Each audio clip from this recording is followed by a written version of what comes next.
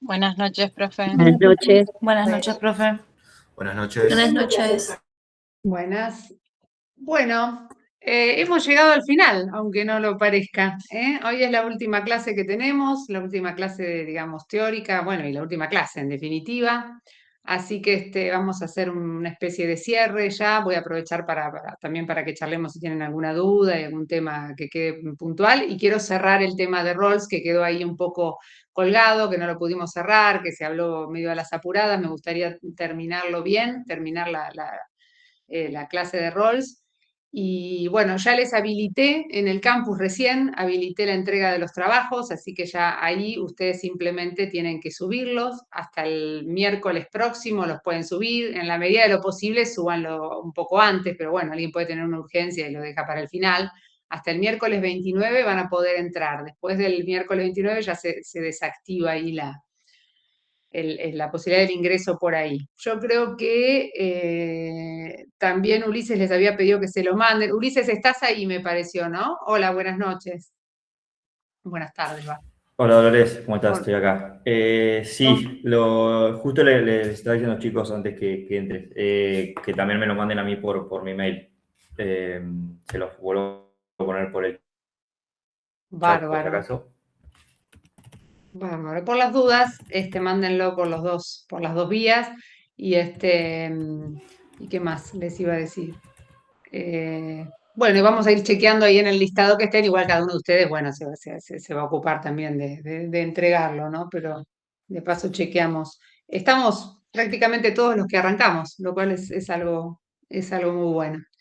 Bueno, ¿alguna duda, alguna cuestión que quieran que veamos antes de cerrar el tema de Rawls y la última y la teoría de la justicia y este ejemplo de deontologismo?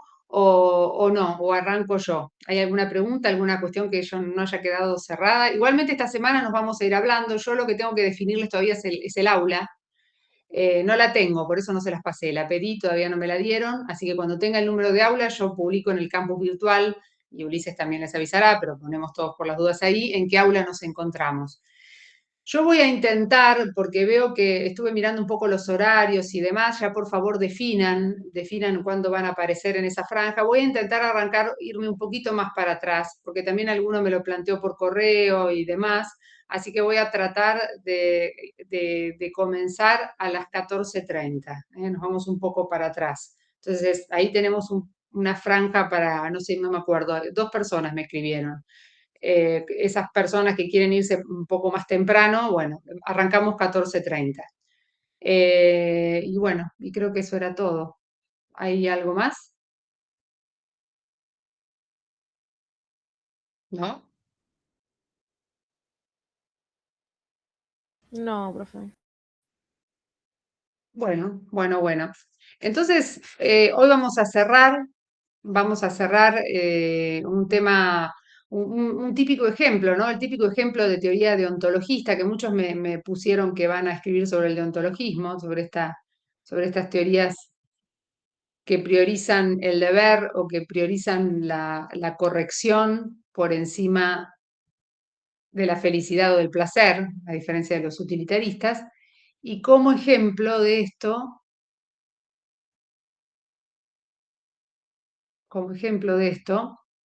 empezamos a hablar de Rawls. Eso es lo que hicimos en la clase anterior. Y con Rawls cerramos este curso. Estas teorías son teorías, como les dije, de ética normativa. Acá ya fíjense que pasamos de trabajar la metaética en estos 2 meses y terminamos en la ética normativa, ¿no? Que son las teorías de la justicia, las teorías que nos dicen, si hacemos un poquito de memoria de Nino y el capítulo 7 de Nino, las teorías que nos dicen, bueno, ¿cuál es la mejor forma de organizarse en una sociedad? ¿Cuál es la forma moralmente más justa de organizarnos, ¿no? ¿Cuál es la forma adecuada de organización?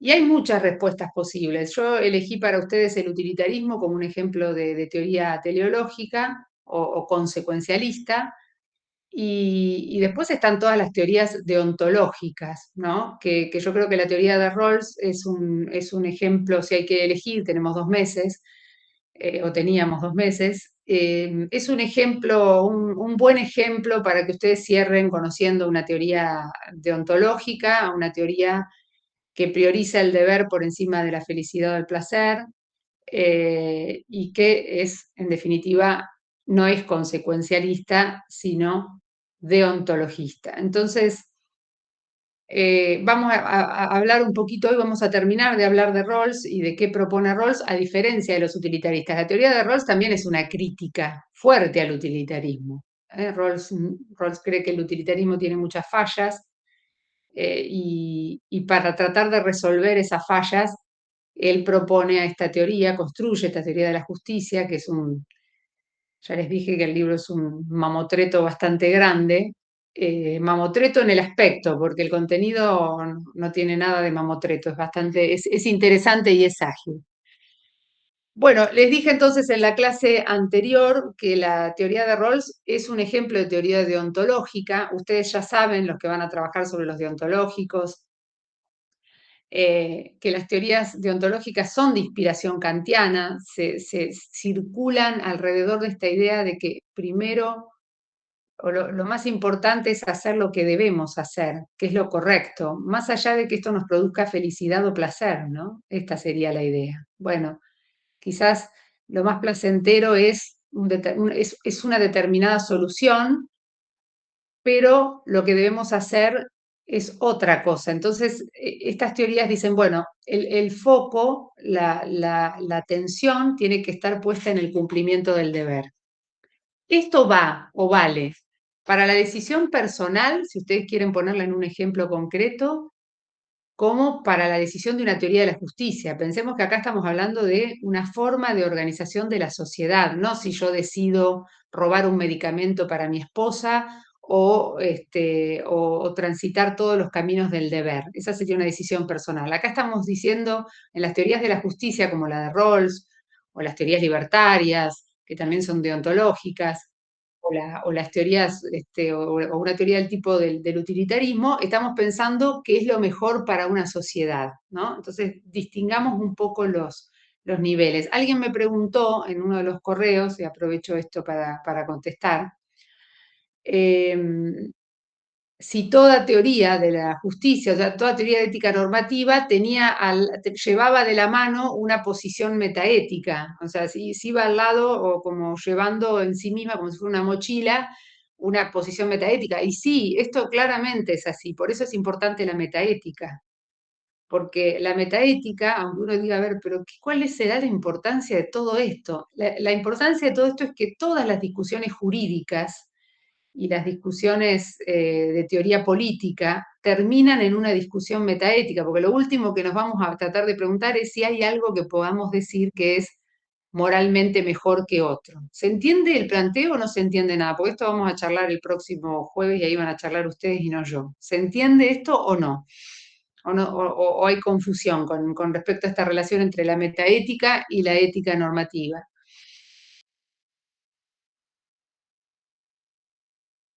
Silencio total. ¿Puede repetir, profe? Bueno, se puede creer que se entiende todo. Profe, ¿me escucha? Repetir qué, porque fue un párrafo largo, repetir qué parte. ¿Alguien escuchó lo que dije y lo repetimos o no lo escuchó nadie? Yo lo escuché, profesora. Usted estaba A hablando ver, repetimos.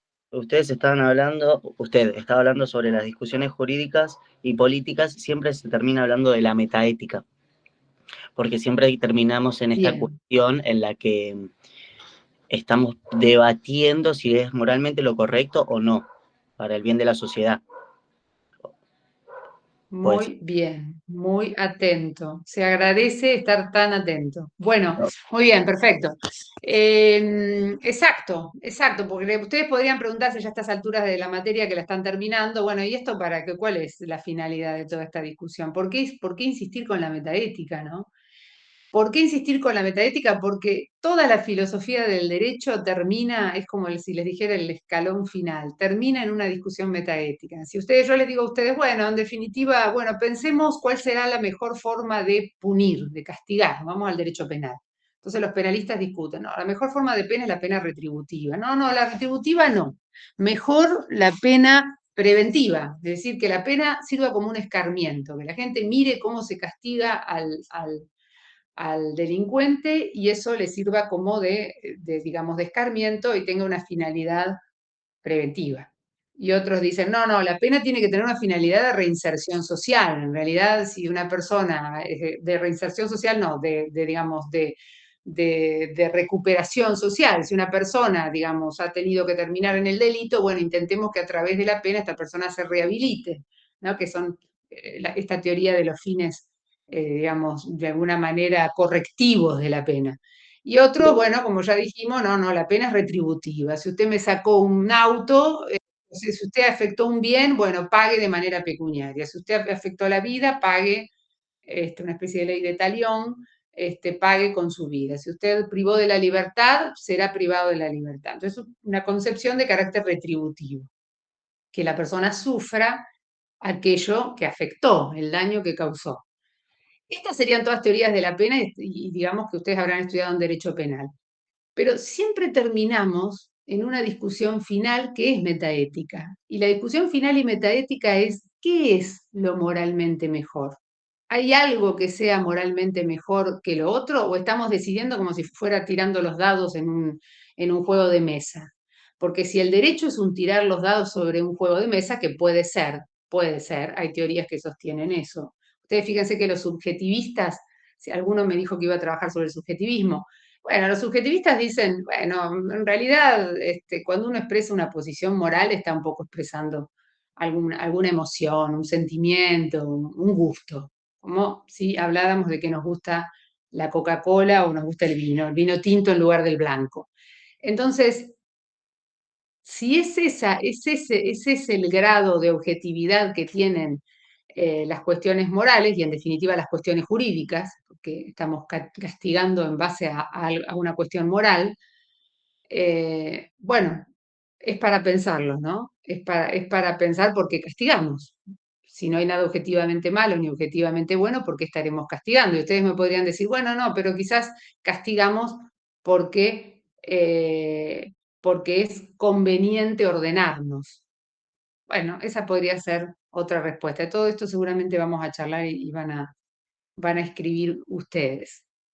Pero volviendo a esto, entonces, Perdón, profe, buenas noches. Me parece que apuntado al tema que estamos desarrollando hoy, si se habla que todas estas teorías se aplican como una forma de organización social, bueno, hacer lo correcto sería no justamente desorganizar a la sociedad. En ese caso, la pena ya no tendría tanta valoración o tanto peso moral, sino es directamente clasificarlo como correcto o incorrecto. Si va contra ese orden social, contra esa organización social, sería algo incorrecto. Sería como una clasificación, me parece, como más directa. sí, el problema o la cuestión es saber si ese orden social es correcto, es justo, es bueno, que es lo que estamos discutiendo con estas teorías, ¿no? ¿Cuál es el orden social correcto? ¿Cuál es el orden social moralmente bueno? El orden social moralmente bueno es el que privilegia la felicidad de una mayoría, como sostienen los utilitaristas, o el bienestar de una mayoría, o el orden social correcto es aquel que sostiene Rawls, en el que hay algunos principios de justicia que ahora vamos a ver, que son básicos, una especie digamos, de esquema de principios iguales para todos y después algunas desigualdades sociales admisibles en beneficio de un sector más aventajado, del sector menos aventajado de la sociedad. Pero en definitiva también tenemos que pensar moralmente cuál es el orden social más justo, más correcto, y eso también es un problema metaético. ¿No? ¿Cuál será el mejor orden social? Las teorías libertarias sostienen que lo moralmente justo es que el Estado sea prácticamente invisible, inexistente, y que prácticamente no invada sobre los derechos y las libertades individuales, y consideran inmoral cualquier avance del Estado sobre esa libertad individual. Fíjense que cada una de estas teorías está sosteniendo que hay algo que es objetivamente lo mejor. Rawls dice, bueno, sería lo más deseable este orden. Y los utilitaristas también dicen lo mismo, bueno, lo deseable es este otro orden. Y los anarcoindividualistas, Nozick, que no lo vamos a llegar a ver, pero es otra teoría también que les recomiendo, Los anarcoindividualistas dicen, no, el Estado ultramínimo, el Estado prácticamente inexistente, con agencias de protección, con una mínima intervención y con una casi nula restricción de las libertades individuales. Y también consideran que ese es el moralmente más justo, ¿no?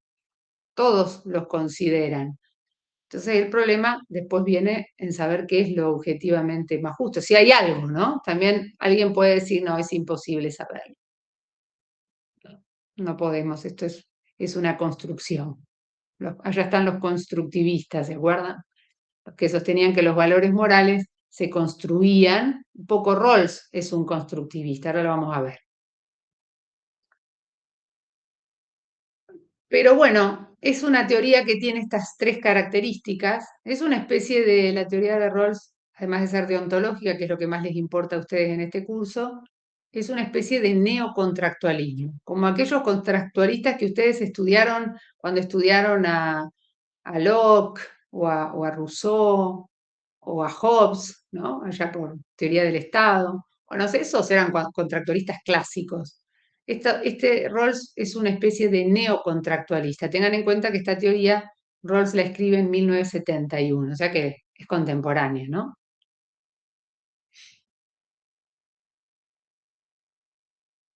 Y esto ya se los conté en la clase anterior. Él la construye de una manera bastante peculiar, porque imagina una situación original, que la llama así, la posición original, e imagina una especie de pacto entre ciudadanos, entre personas, que se reúnen para darse una organización social. Esto de lo que hablábamos hace un rato, para darse una organización social.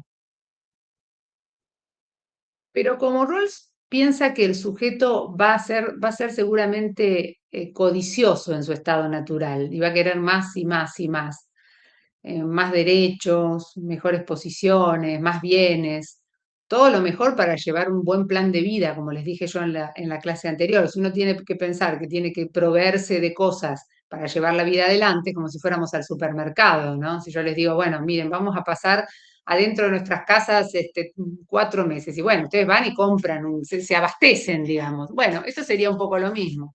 Personas van a una posición original, tienen que llevar a cabo su plan de vida y dicen, bueno, yo voy a tratar de proveerme de todo lo que pueda, ¿no? Y acá las personas buscan derechos, buscan libertades, buscan capacidades en lo posible, y Rawls las coloca ahí como una especie de negociación ficticia, y las personas, y las pone, y les da unas condiciones especiales, que por eso la teoría es un poco criticada, porque algunos dicen, bueno, Rawls a las personas las pone en tal situación y con tales condiciones personales que van a terminar aceptando o yendo a esa decisión porque él ya los rodeó de determinadas características que conducen a esa decisión. Y entonces él los coloca en lo que yo les dije a ustedes, que son las circunstancias de la justicia. Es una situación de negociación, como si ustedes fueran a una mediación, digamos. Una negociación en la que hay para todos, pero hay poco. Esta sería la idea. Entonces, hay que llegar a un acuerdo, un consenso. Las circunstancias de la justicia son las circunstancias en las que se adopta la decisión. ¿Y cuáles son esas circunstancias o ese contexto, podríamos decir? Y bueno, que hay una escasez moderada, no hay una abundancia ni tampoco una miseria, porque en esas dos condiciones de abundancia y de miseria, en la abundancia no es necesario acordar nada, estamos todos felices. Y en la miseria es imposible llegar a un acuerdo. Entonces, Rawls coloca una situación de escasez moderada.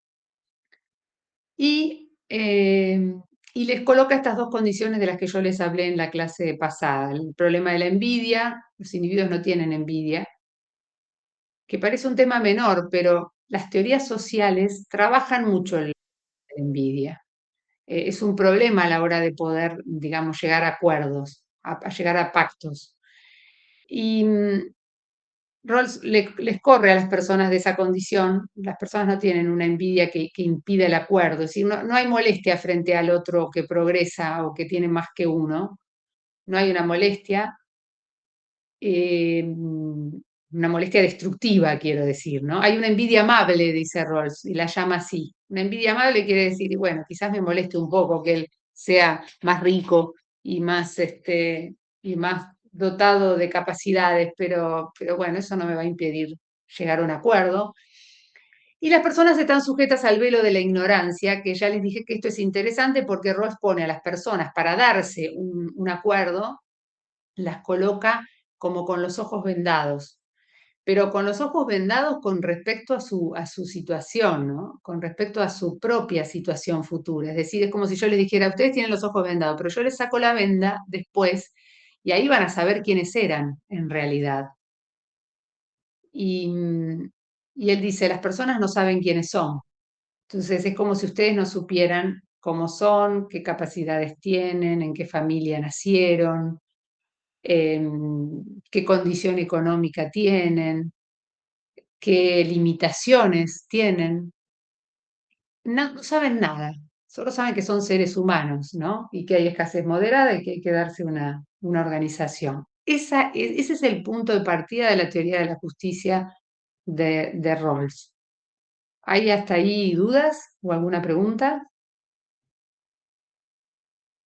¿No? No, por ahora no. Bien. Entonces, en esa... esperen que acá está bien.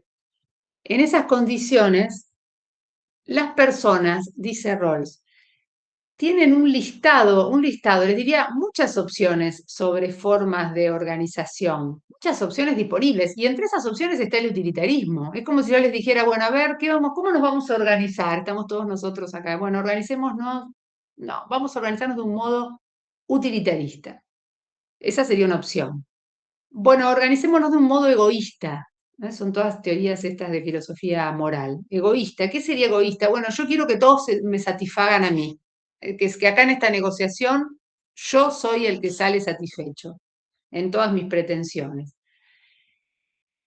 Y ahí Rawls va desarrollando, yo esto se los he resumido un poco para que podamos un poco cerrar este curso con esta noción de una teoría de ética normativa, y Rawls va señalando que las personas tienen todas las opciones disponibles, y él cree que en esas condiciones de velo de la ignorancia, de escasez moderada y demás, las personas van a terminar optando por estos dos principios que ustedes ven ahí en el PowerPoint. No van a elegir al utilitarismo. Él dice, el utilitarismo no va a ser una opción, porque fundamentalmente, ¿por qué les parece que no elegirían al utilitarismo las personas ahí, o ustedes mismos si estuvieran ahí con el velo de la ignorancia? Porque como tienen el velo de la ignorancia, no saben en qué posición les va a tocar estar. Exacto, exactamente. Eso es lo que cree Rawls. Ustedes pueden pensar distinto. No estamos acá obligados a creer lo que cree Rawls, ni los utilitaristas, ni Santo Tomás, ni Kant, ni muchísimo menos yo. Eso es lo que cree Rawls. Rawls dice, no van a elegir al utilitarismo. No, porque no saben dónde están y tampoco quieren estar ahí en la situación en la que se maximiza la felicidad del mayor número y ellos resulta que son menos privilegiados, ¿no? Y después Rawls dice, bueno, tampoco van a elegir, esta es la segunda idea que tiene, tampoco van a elegir al egoísmo, ¿no? Es poco probable que quieran que se satisfagan sus deseos porque tampoco tienen porque las demás personas no van a acceder, porque todos van a querer que se satisfagan todas sus pretensiones. Entonces Rawls dice que lo más racional, porque la teoría de la justicia de Rawls tiene esa pretensión de imparcialidad y de racionalidad, es que las personas lleguen a esto que ustedes ven acá. Lleguen a este acuerdo, a los famosos dos principios de justicia de Rawls. Dice que cada persona seguramente va a acceder a tener un derecho igual al sistema total más extenso de libertades básicas, de conciencia, de palabra, contra detenciones arbitrarias, de voto, es decir, todas las libertades que sea compatible con un sistema similar de libertades para todos. Este es el primer principio. En definitiva, el primer principio que cree que las personas van a adoptar es un esquema amplísimo, o lo más amplio que se pueda, de libertades básicas. Él dice, las personas van a ir a buscar libertades básicas. Ahora, ya les dije que hay escasez moderada, que hay que acordar entre todos, y él dice, bueno, lo más amplio que se pueda, compatible con un sistema similar de libertades para todos. Él dice, primero las personas seguramente se van a asegurar un esquema de libertades básicas. Y después viene un segundo principio que se llama, o que es famoso en la teoría de Rawls, que se llama el principio de diferencia, o de la diferencia. Y él ahí dice que las desigualdades sociales y económicas, que las reconoce como propias de cualquier sociedad, de cualquier organización social, deben ser dispuestas de modo tal que esas desigualdades satisfagan estas dos condiciones. Es decir, que fíjense que está admitiendo que esta negociación es probable que igualmente llegue a su resultado con desigualdades sociales y económicas. Es decir, algunos van a tener más, otros menos. Ellas deben ser para el mayor beneficio de los que se encuentren en la posición social menos aventajada, este es el principio de diferencia, y deben adjudicarse a funciones y posiciones abiertas a todos bajo condiciones de una equitativa igualdad de oportunidades. El segundo punto, el B, es el principio de justa igualdad de oportunidades para todos. Principio de diferencia y justa igualdad de oportunidades para todos. Rawls cree que estos son los dos principios que las personas adoptarían en esa posición originaria si tuvieran que acordar acerca de principios de organización social y si estuvieran sujetas al velo de la ignorancia. Él dice, todas las demás opciones van a ser rechazadas, va desarrollando las diferentes razones, y finalmente vamos a llegar a un esquema similar a estos dos principios. ¿Qué se le observa a Rawls o se le critica a Rawls? Bueno, una cuestión es la aversión o el odio al riesgo. Los críticos de Rawls dicen, bueno, pues en esta teoría las personas son personas temerosas, son personas que odian el riesgo, porque una persona que se arriesga podría querer adoptar el principio utilitarista. Y Rawls plantea a las personas como personas que tienen aversión, odio al riesgo. Entonces, en una posición conservadora, ellas deciden este esquema que dice, bueno, me aseguro libertades, con un esquema similar de libertades para los otros, y si hay desigualdades, y las admitimos, también este punto es un poco criticado, pero bueno, Rawls admite que en el sistema puede llegar el sistema puede llegar a un resultado de desigualdades sociales y económicas, pero a su vez le agrega que esas desigualdades sociales y económicas tienen que ser para el mayor beneficio de los que están menos aventajados y es bastante estricto con esta cuestión de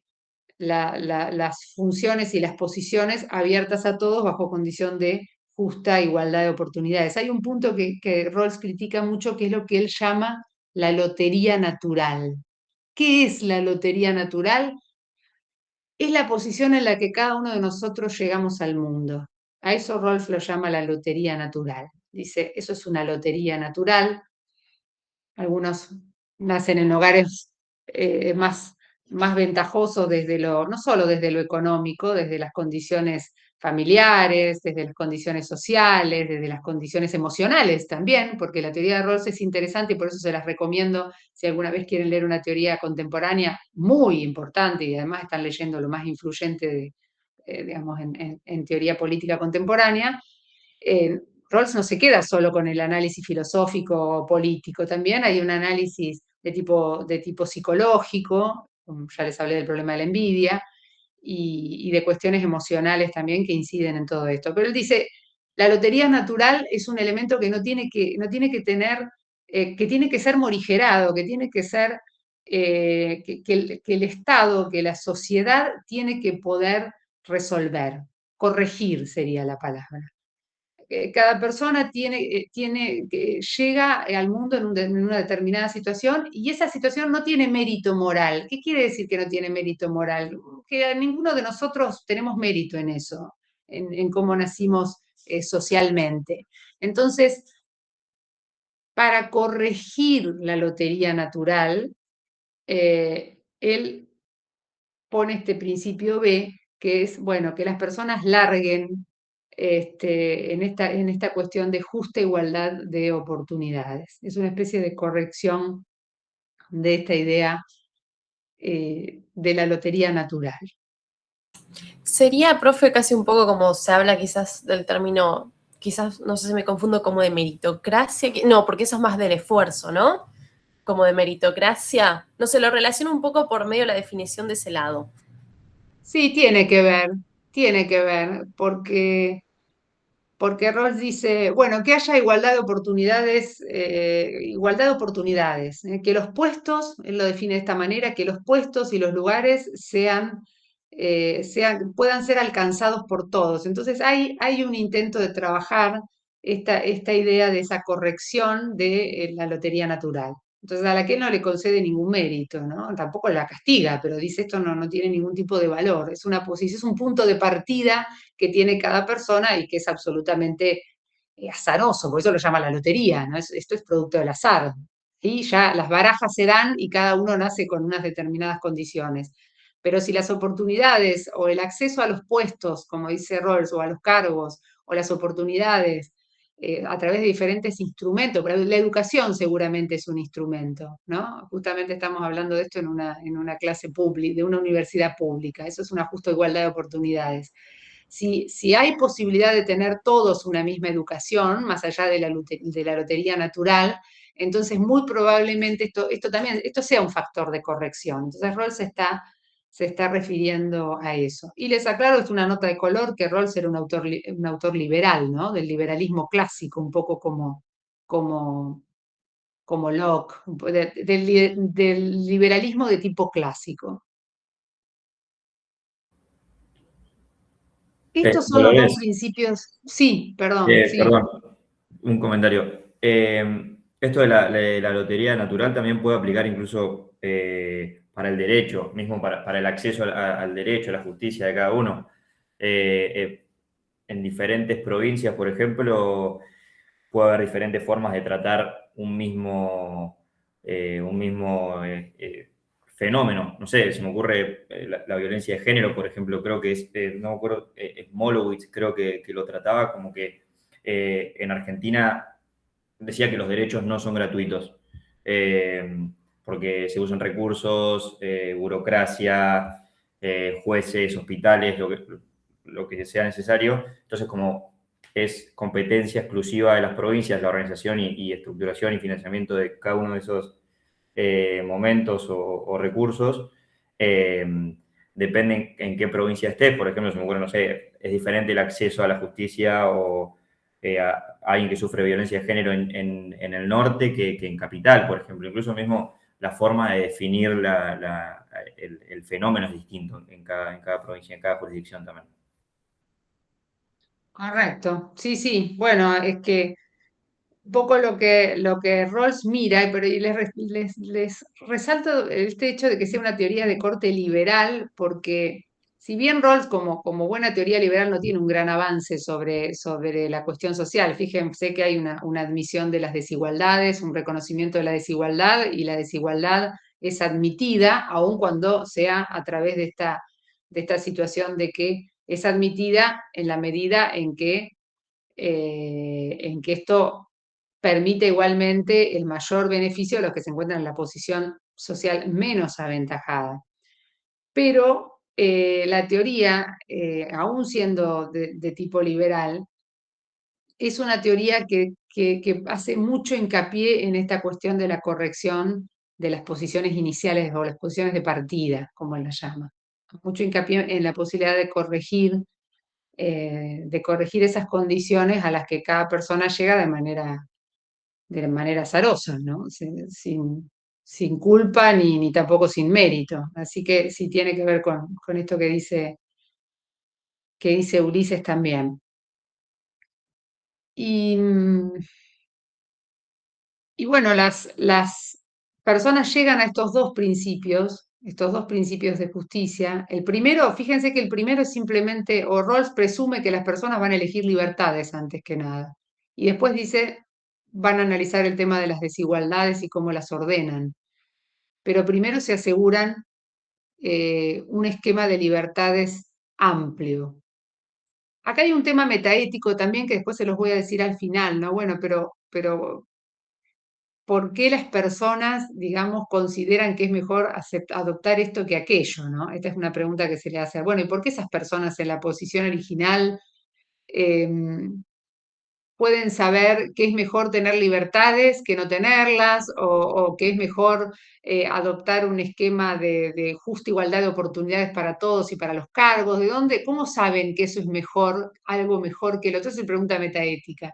¿Cómo saben que esto es mejor que lo otro, no? Ahí vendría la segunda cuestión. Y Rawls mucho no se pronuncia sobre eso, porque como yo ya les dije, Rawls era un constructivista. Creía que los valores morales o estas cuestiones morales se construían para organizar la vida en sociedad. No había ahí valores morales dando vuelta por el mundo objetivos, ¿no?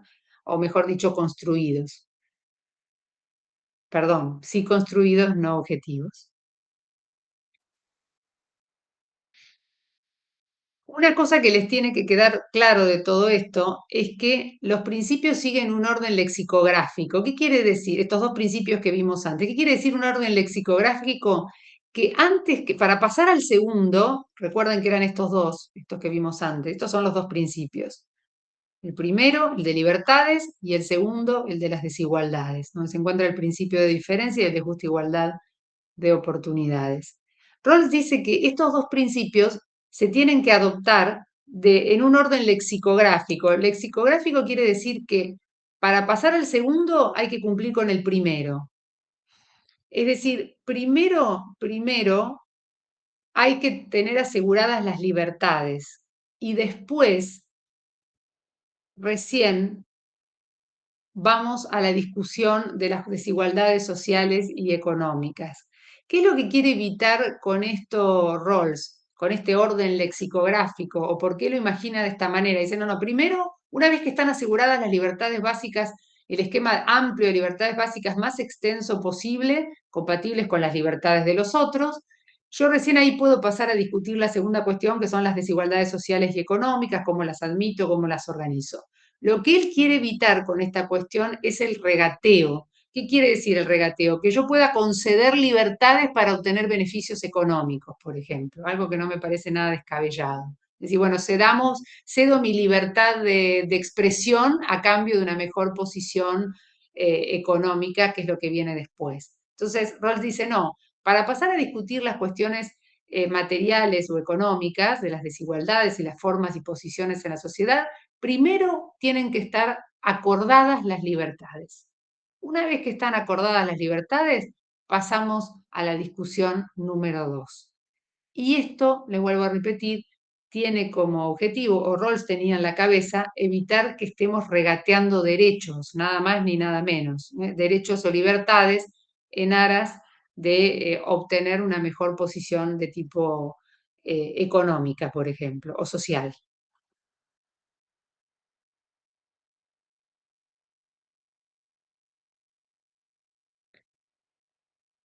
Bueno, ¿para qué esto, no? ¿Para qué terminamos? ¿Por qué terminamos el curso con Rawls? Terminamos el curso con Rawls porque la teoría de Rawls es el ejemplo de la teoría deontológica puesta en un ejemplo, o mejor dicho, es la teoría deontológica puesta en un ejemplo concreto. A Rawls le interesa poco qué es lo que maximiza la felicidad o qué es lo que maximiza el placer. Él considera que lo moralmente correcto es una organización social en base a un esquema amplio de libertades aseguradas y después la discusión de la organización económica. Pero, digamos, la solución moralmente correcta para Rawls es una que asegure primero las libertades y después recién vaya a la discusión de la organización económico-social. No hay posibilidad, como les dije, de regateo y llegar a esos dos principios de justicia. ¿Cómo? Porque ustedes se preguntarán, bueno, pero ¿cómo llegamos a los dos principios de justicia? Porque esto parece sacado de la galera, ¿no? Porque yo les estoy un poco resumiendo la teoría de Rawls, que es bastante extensa.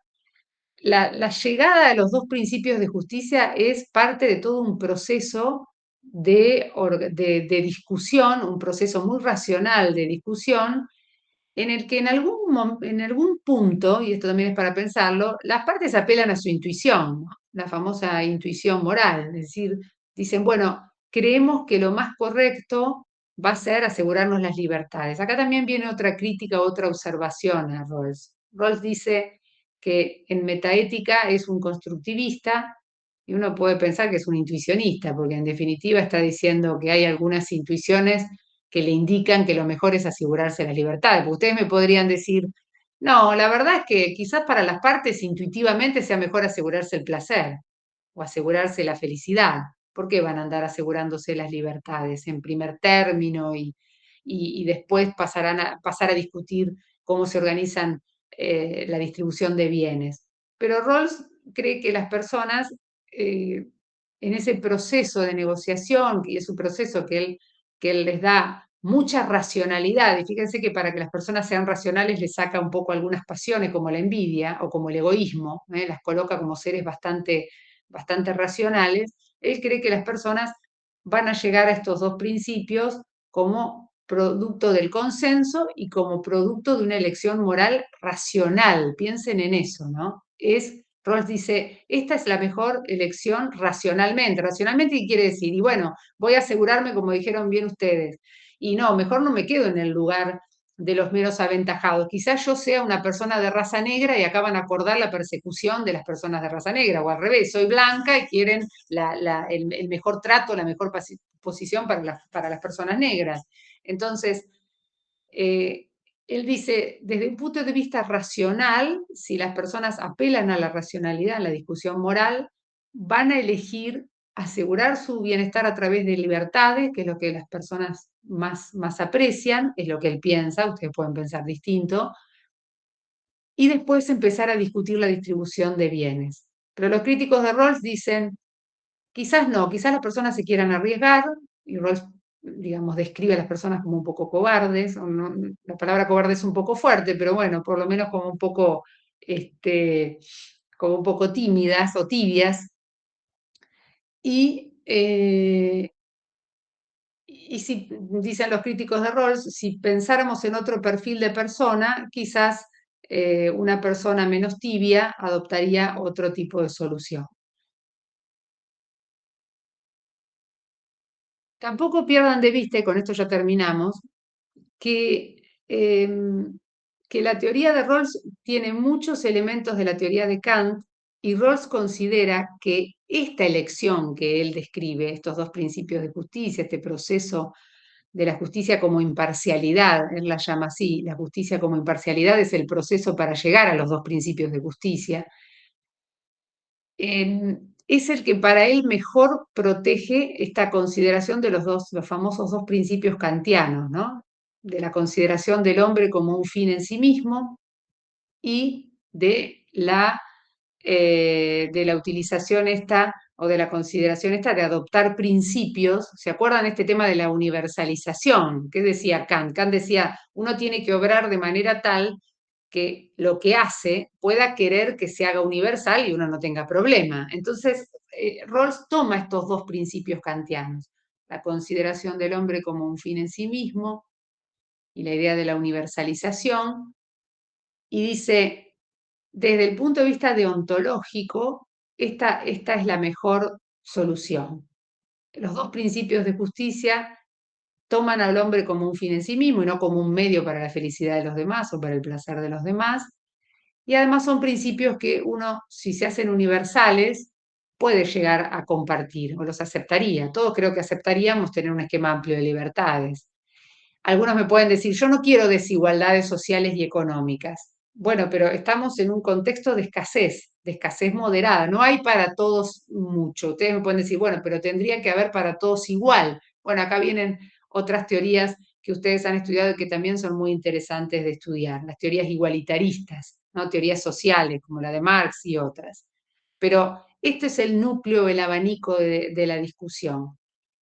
Para ir cerrando, de un lado está la deontología y del otro lado está el utilitarismo. La deontología está colocando la idea o la noción o la construcción del deber primero, el consecuencialismo, la idea de la finalidad. No hay buenos y malos acá, demonios y santos. El utilitarismo también tiene sus buenos argumentos. Sus argumentos en realidad en la idea, esta idea del análisis del fin, ¿no? Del análisis del objetivo final. Pero, y con esto ya terminamos, en cada una de estas cuestiones, y ahí terminamos siempre llegando a la metaética, nos tenemos que preguntar, bueno, ¿qué posición sustenta la teoría de la justicia de Rawls?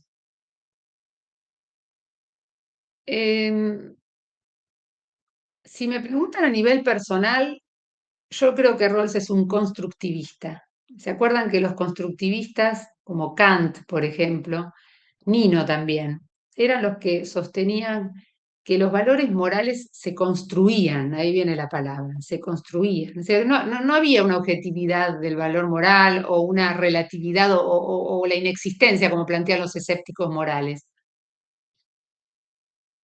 Los constructivistas dicen hay valores morales, por eso son objetivistas, pero los construimos, no están ahí afuera como entes, como sostenía Platón, que nosotros teníamos que poder percibirlos, o como sostienen los intuicionistas, ¿no? Que podemos llegar a captar lo bueno y lo malo. No, dicen los constructivistas, no podemos captarlos. Nosotros construimos determinados valores a través de un proceso. Y fíjense que en la teoría de la justicia se van construyendo de alguna manera los valores morales. Hay otras teorías, como por ejemplo la de Barbarosh, que yo les puse ahí algunos textos también, es un profesor de esta facultad, que si tienen algunos puntos ahí pendientes, ya tiene sus 80 y tantos años y sigue dando clases y es un lujo que se lo pueden permitir. No sé si va a seguir mucho más dando, pero por ahora está.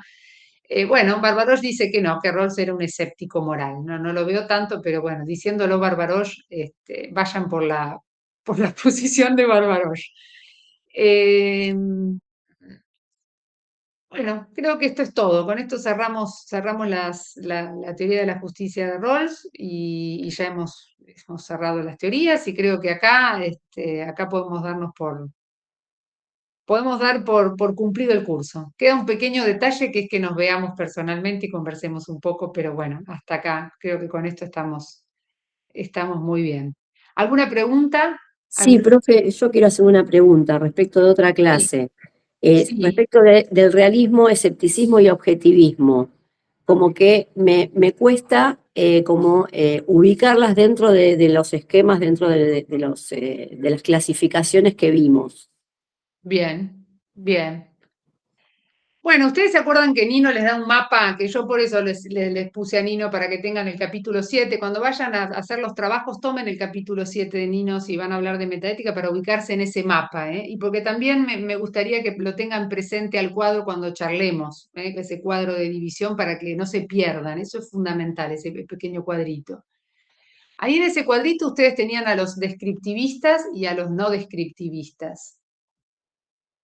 Y en términos generales, todas las teorías de tipo descriptivistas son objetivistas, es decir, creen en la existencia de los valores morales objetivos, en términos generales. ¿Se acuerdan de los naturalistas? De los naturalistas objetivistas, lo bueno es lo que le gusta a la mayoría, o prefiere la mayoría. Los naturalistas subjetivistas decían, bueno es lo que me gusta a mí, pero en definitiva todos creen en la existencia de los valores morales objetivos, los descriptivistas. Los no descriptivistas, que eran el emotivismo, ahí tienen el ejemplo clásico de alguien que es un escéptico. Un emotivista es un escéptico moral. Es una posición en la que las personas creen que los valores morales expresan emociones. Entonces, no hay objetividad. El emotivista es escéptico por naturaleza. Dice, bueno, hay un valor moral, hay una especie de emoción, ¿no? A mí me indigna la pena de muerte o me desagrada, la eutanasia. Es casi como un desagrado, como una especie de apreciación personal. Entonces ellos son todos escépticos, los emotivistas, en definitiva.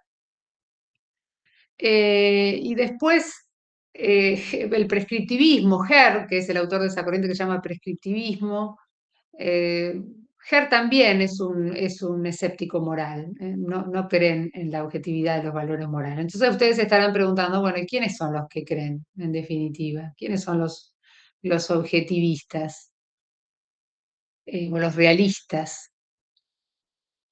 Y los intuicionistas, por ejemplo, esos creen en los valores morales, son objetivistas. Y los constructivistas, como Rawls, o como Nino, o como Kant. Y también si ustedes quieren distinguir quiénes son los creyentes, más creyentes en la existencia de los valores morales, ahora les pregunto a ver si alguien lo recuerda. ¿Quiénes son los creyentes más creyentes en la existencia de los valores morales objetivos? ¿Los objetivistas o los realistas? ¿Quiénes van más a fondo? Los realistas porque entienden Los que realistas. están dados en el mundo. Exacto. Los que van más a fondo son los realistas. Los realistas se juegan con todo.